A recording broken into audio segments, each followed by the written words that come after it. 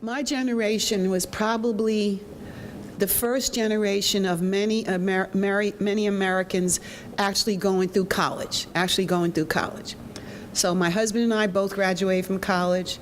Our son and daughter both graduated to college. And my grandsons, one is finished with college and the other is in his senior year.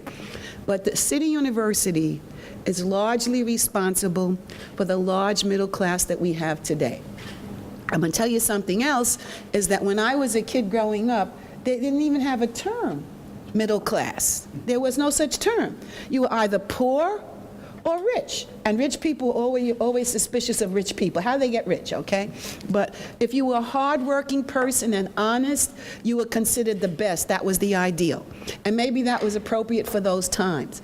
But today we know that you need more. Yes, you should be honest, there's no question about it, and you should be hardworking, but you should be working towards improving your whole self as far as your education is concerned. And so all of you represent, you're even younger than my grandchildren, okay? And so that we know that education is prime. And but now we use the term middle class. It's used all of the time, because the City University had such an investment. My degree was free. My husband's degree was free until he decided to go away for the last 2 years at Howard University, where he wanted a campus life. And both of my children's education was free. And I remember, I wasn't in the assembly when it happened, but I remember when they started with tuition for the City University. And that was really, we really fought it with all our might. They tried to correct it by doing things like TAP grants and so on, and that did help many students. And we also have other ways that students can get help. But I wish that you didn't have to pay for your education, but even though you have to pay for it, it's maybe 20 times cheaper than going to a private college. And you can get an excellent education here. I can't tell you how many people have gone on to do some of the greatest things in the world who graduated from city or public universities. Around the country, we have state colleges. Some cities actually have a college system too, but CUNY is very unique for the city of New York. And so you're in good hands, and it's an excellent opportunity. Of course, by the time I was able to go to college, because I wasn't able to go when I was graduating from high school, because at that point in my life, my sister and I didn't have any parents. We had their apartment, but we didn't have parents. And so I had to wait until the time was right. So I worked, helped my husband, and then we had 2 children. And when my youngest got to be 7, I decided to go back to college. I was about to go to college, and I started off by taking one course with 3 credits, just to get used to it, because I was working a full-time job, running a house, and all that other stuff, all that other good stuff. And and I did.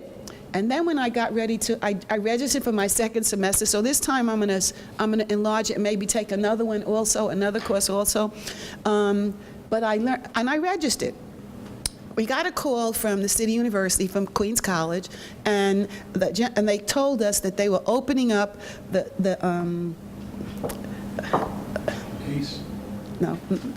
yes. They were going to open up the ACE program. Now, I knew about the ACE program, but you had to pay tuition to do it. So what they did, and the ACE program, by the way, you have to take a college exam to get into it, okay? And but it's designed for people over 30. And it meant that on one night, like instead of I was going there and taking 3 credits, I could take 9 credits in one night, because they figured that we're older, we don't mind sitting still a little longer, and that was great. And we did some of the things that somebody was talking about, having a mixed major. Well, we didn't plan it that way, but that's the way it worked out, and it was fascinating.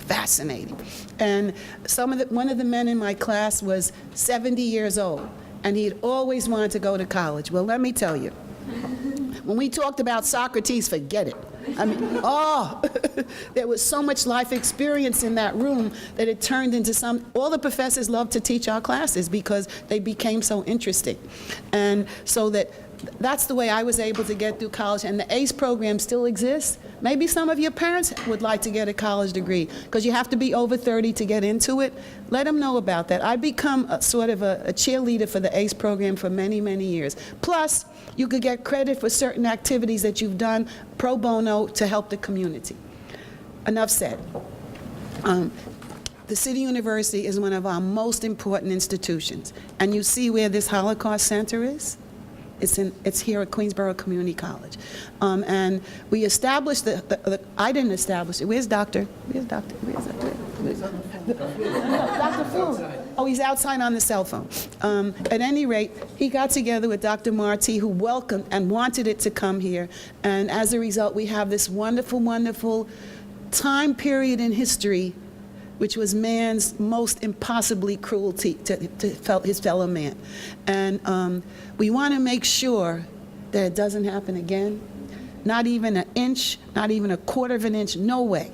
And anytime we have any kind of incidents of hate mongering and hurting people, et cetera, by word of mouth or physically, or even killing them, we come together, and maybe the first 10 to 12 rows in that our students, in high school students, we want them to know. And probably the most touching thing is when we had a Holocaust survivor who was way up there in age. How old was he, Dr. Flug? 88. He was 88 years old. It wasn't easy for him to come down the steps and go sit up at the front, at the table in front.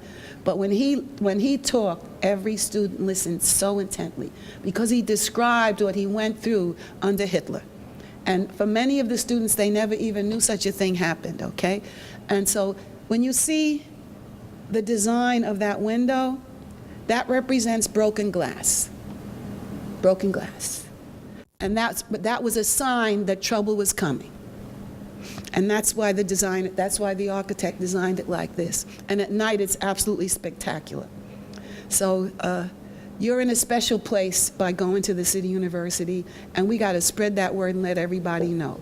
Now, I know many people are flocking into the City University because it's a darn good break, it's a darn good bargain, and they're right. And all of our standard, we even have a law school. Many of you know we have a Queens Law School, and many of our students who are graduating from our law school are passing the state exam, their bar exam, 100%. We're going to move that one down into Long Island City so that it'll be more accessible to the whole city. We have a medical school, the Sophie Davis School of Medicine. And we even have what we call the Bridge to Medicine, which kids begin to think about going into the field of medicine, maybe when they're like in late junior high school, going into high school. And they never thought in their lifetime that they could ever be a doctor. At one time, it cost $50,000 to make a doctor. But today, students can go to CUNY's medical school and come out very, very strong. And what's so nice about CUNY is that it sparks the idea in people that, hey, I could be a doctor too. I'd really like to try that out. And they give you get extra help in chemistry, biology, and all the courses that you need to become a good doctor. So we have a law school, we have a medical school, and it's just, the university is really expanding and doing a great job. And the CUNY Law School is now about maybe almost 30 years old. All right, I think it's time. I've talked enough about CUNY. You got it? You got it?